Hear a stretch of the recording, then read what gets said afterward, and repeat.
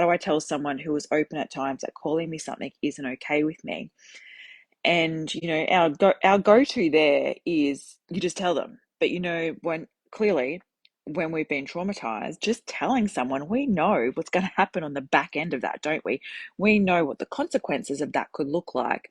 And some of them can be pretty devastating. So when we ask this question of people outside of this space who aren't used to these behaviors, aren't conditioned, haven't been in this space, have never experienced something like what we've all experienced with these narcissistic and toxic behaviors and traits, emotional abuse, all of the things, it's a very valid question and very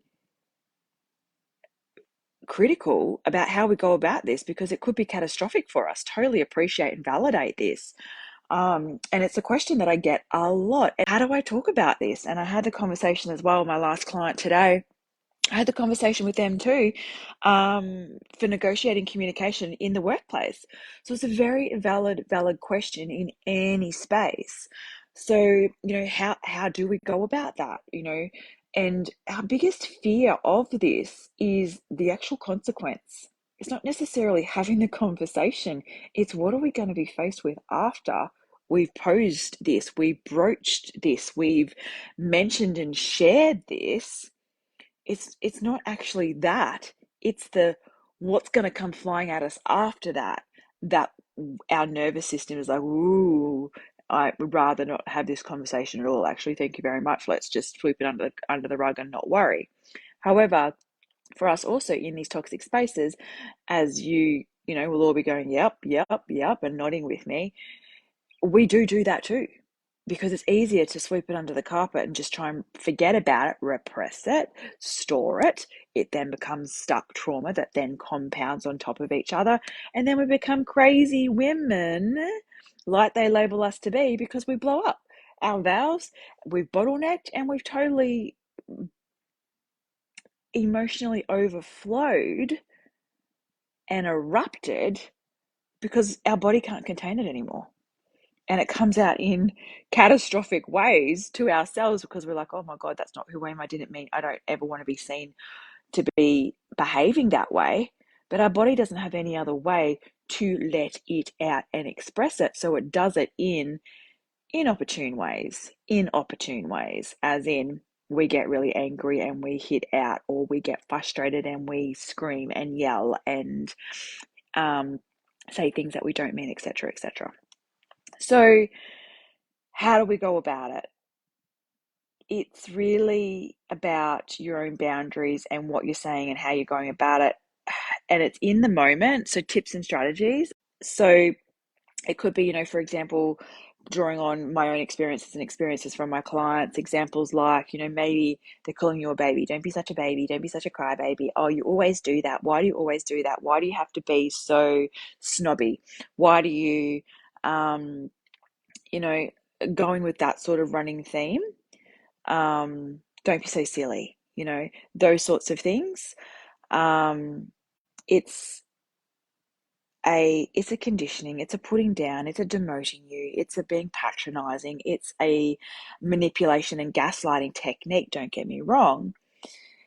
And let me put that out there and validate it like that. In that moment, it could be, I really don't like how you speak to me like that. And that is perfectly okay, because in a healthy relationship, that is how you communicate it. In a healthy relationship, it's, that really makes me feel X, Y, Z, how you actually feel. And your partner should be able to respond back to you in a healthy relationship. Oh, I'm really sorry, I didn't mean for it to come out like that, or I didn't mean to make you feel like that. I'm sorry. And they don't do it again. There's behavior change, right? In a healthy relationship with the communication, that's how that goes. In clearly the unhealthy spaces, which we're all very attuned to, it doesn't necessarily be received that way. So, you're choosing your battle, right? And in that moment, it could be yep, now I feel like an idiot. Now I feel degraded. I feel like a loser. I feel all of the things right now. Inner critic comes over the top. It redubs one of our files and imprints it again saying, yep, certified loser. bang, done, filed away. So then the next time that happens, that comes out again telling us the same stuff. And this is where our subconscious is reprinted in these moments because our stories aren't changing, our narratives aren't changing. So we're redubbing the same stories, and that's why our situation's not changing and our own response and reaction isn't changing because this isn't changing. When I go like this, just for everybody's understanding, for those of you who are new to my sphere, because I know there's been lots of new members come in lately, this is our filing cabinet. Now, our filing cabinet is stored in our subconscious, right? And this is how I explain it, layman's terms, so we all get it because we're all going through so much brain fog when you guys are coming into my sphere. So I don't use a lot of clinical terms. I call it our filing system, right? So in our filing system is our hard drive, and that's 95% of our body's ways that we're used to being. It's our blueprint, right? And the 5%, which is the front brain, which is the, yeah, this is what I want to do, this is how I do it. But that's why it's so bloody hard to make changes, because this is 95%, this is 5%. So this here is so easy for the 95% just to eat the 5%. So the 95%, we've got our little filing system here, right? So our blueprint.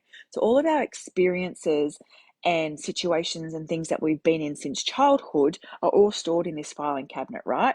So when I'm going like this is what I'm talking about. So when we then have a situation where we've been triggered and where our body is reacting in a somatic way, where our behaviors are coming out in a particular way, and we're like, why does this keep happening? Is because our subconscious, when these things happen to us, our body has this chemical reaction, sends a message to our subconscious, goes through the filing system and goes, okay, the last time we had this happen to us and our body felt like this, it goes, we did this, right? So it's going through the filing system, it's like, whoop, there's the story, pulls it out, takes out that little file and that little story and everything that's attached to it. And then that's how you behave. That's how our subconscious then goes, okay, this is how we're going to play this one out. And that's why we still continue to this day to behave, attach the same meanings, the same limiting beliefs, the same narratives, the same feelings in our body, the same somatic responses.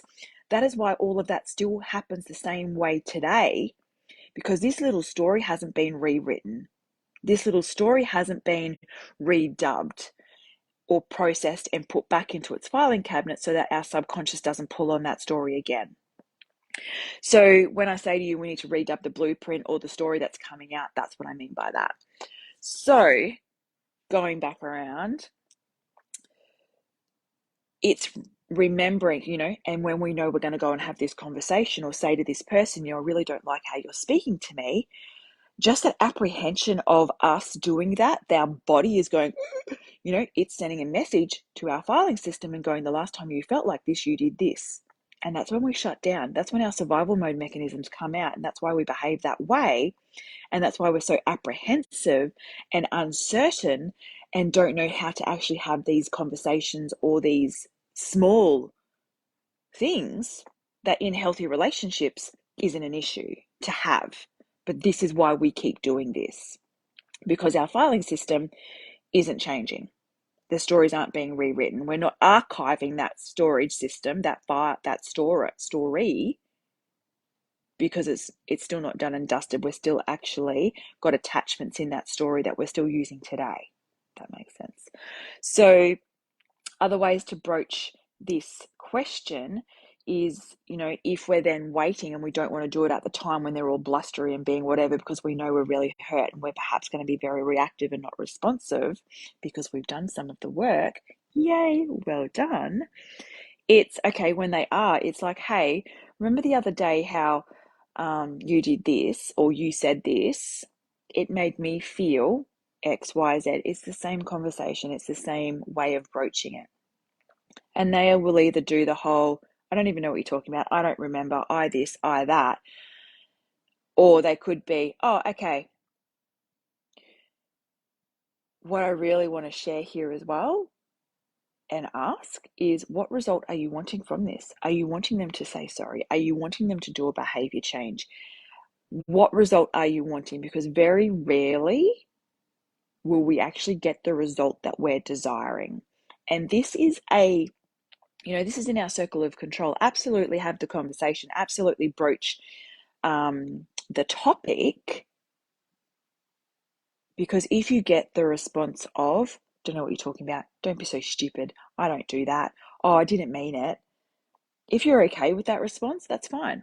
But if you get that response, that's a check, red flag. That's not healthy, because a healthy response is going to be, oh my God, I'm so sorry. I didn't realize that that's how you made you feel. I won't do it again. And they don't do it again. That's the healthy way of that. So you can see from both of those, regardless of how you broach it and when you broach it, the response that you get is a toxic response or a healthy response. So try that, see how you go. I really want to feel that the toxic response is generally what we will get. And I really hope that you get a nice, healthy response. And if we do get a healthy response in a narcissistic relationship, it's a level up, because they want something more for you, or you've created a boundary in that. I don't like it when you do this.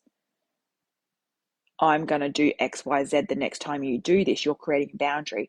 Now, they know they're going to steamroller your boundary, and they're going to steamroller it with a healthy response. There's not always a win-win situation here when we're trying to negotiate, communicate, resolve with a narcissist. So my post was, those who are emotionally intelligent understand that because you address something that bothers you doesn't mean that you're trying to argue. You're simply communicating. Disagreements don't have to end with arguments or fights, and they absolutely don't in a healthy relationship. So telling someone, it's not that you're telling them, you're sharing with them how you feel, and you should be able to do that in a healthy relationship. So, but when we're doing it with a narcissist, it's like a planned out, well executed, well oiled situation that we've gone over and over and over with in our heads, because we know the story, right? So it's going it's going in eyes wide open to this situation where you know what the response could be. It could either be the toxic one or it could be the healthy way, right? So when you go in like that, you're not going to go in invested of a result that you're really truly desiring. You're going in eyes wide open, knowing that you'll either get the toxic response or the healthy response, right? And when you know that, and you're not attached to that outcome of a result of whatever it is that you're actually really desiring for them to do, it doesn't hit home or hit the same way as this attachment story up here. And that's when you're slowly starting to redub, because you're sitting back more as observer, fly on the wall, coming into this conversation, coming into it eyes wide open, going, okay, I'm going to have this conversation, and I'm going to be a little bit more observer today, and just see if Cass was right, and see whether I get a toxic response or a healthy response.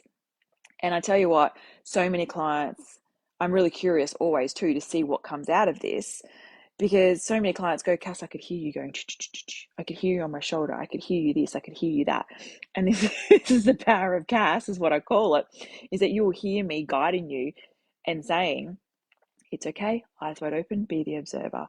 And then when you get the toxic response to be like, yep, that's what Cass said would happen, that's okay. It keeps your nervous system calm, right? And that's the power of this support, because it's like, that's okay. I knew that this could be one of those responses, and that's okay.